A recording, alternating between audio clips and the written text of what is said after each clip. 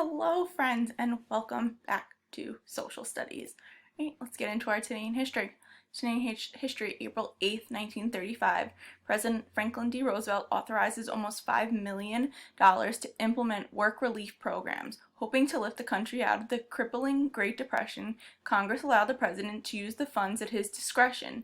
The act was unprecedented and remains the largest system of public assistance relief programs in the nation's history.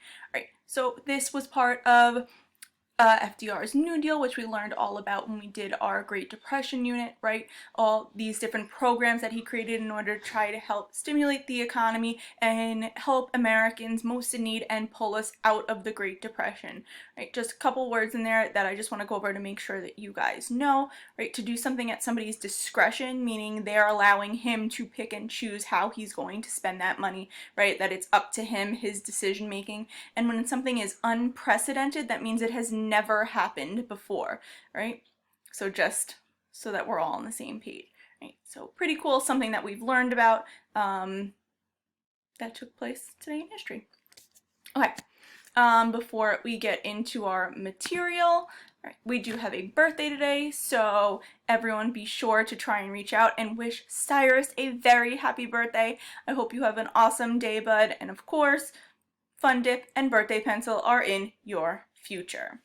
Right? I hope you guys all had a wonderful day. We had another beautiful bout of weather today. I know, unfortunately, I didn't really get outside today. I had a lot of work to do, but bright side, I did get Wendy's for dinner, so that's always super exciting. Spicy chicken sandwich for the win.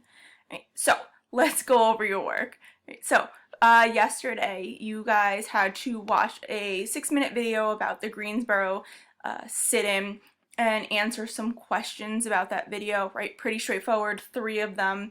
What problems did these sit-ins address?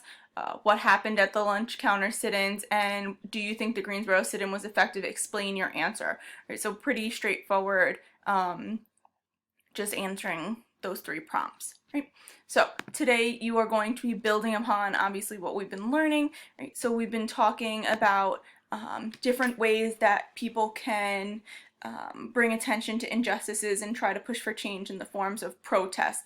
Right? We talked about 4 specific ones. Right? We did sit-in, marches, boycotts, and riots. Right? And they fell into 2 specific categories. Right? You have nonviolent protests and you have violent protests. Right? So nonviolent protests would have been those marches, those boycotts, those sit-ins, and your violent protest would have been a riot. Right? Generally, we try to push for the use of nonviolent protests, right? Because if you use violence in order to bring attention to your cause or the thing that you're pushing to change, unfortunately what happens is you look like the bad guy, right? If you're trying to say, especially if we're talking about the civil rights movement, that African Americans were pushing for equality, saying that just because the color of our skin is different doesn't mean we should be treated any differently. And we talked about how the media is going to play a lot into the civil rights movement. So say you are a person in the North watching news coverage of a riot and you see African Americans rising up and beating people and looting stores and causing trouble, it may not allow people to support the cause that they're trying to bring attention to. Whereas if you see a march or a boycott or a sit-in where these people, African Americans and whites, right, because there were white people that supported the civil rights movement in the South, definitely in the North as well. If you see these people that are peacefully trying to get a message out there and they are the target of the attack, then you're much more likely to be sympathetic of that and to throw support their way, right? So definitely we would push for non-violence over violence. Okay. So when we talk about the civil rights movement, of course you need to have people that rise to the forefront and become leaders in any sort of movement. And we're going to talk about 2 of the most prominent leaders during the civil rights movement, and each man supported protesting in 2 very different ways. Right? So your aim here is, how did civil rights leaders in the mid-1900s work to end segregation? Right? So the 2 civil rights leaders that you guys are going to read about today are Martin Luther King Jr., which is a name that I think is probably most closely related to the civil rights movement because of the amount of success that he was able to achieve through his protests. And the other person you're going to read about is Malcolm X.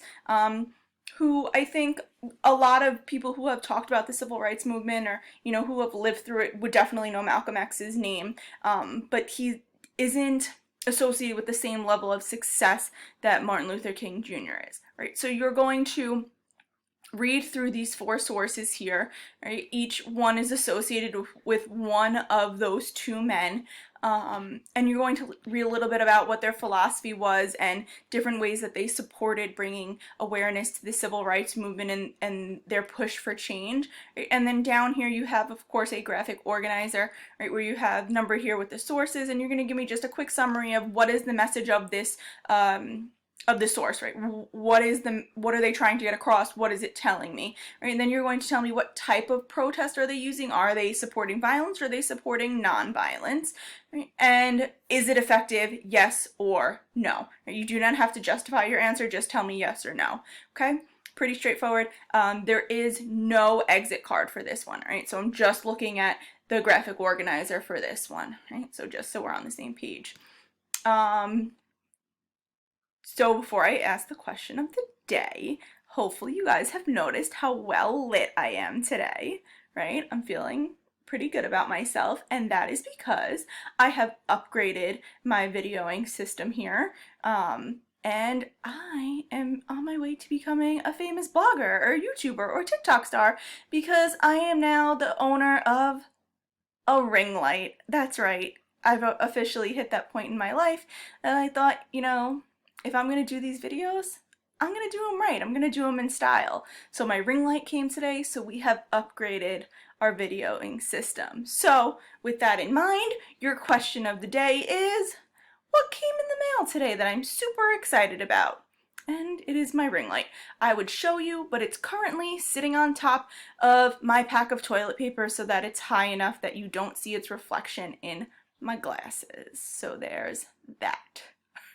All right, I hope you guys have the most amazing day. As always, it was great seeing a bunch of you in my office hours yesterday. I hope we have another beautiful day. Get out, ride bikes a little, hang out in the backyard, just chill out, maybe read a book. But if not, I will talk to you all soon, right? And of course, as always, stay safe and make good choices. Bye, guys.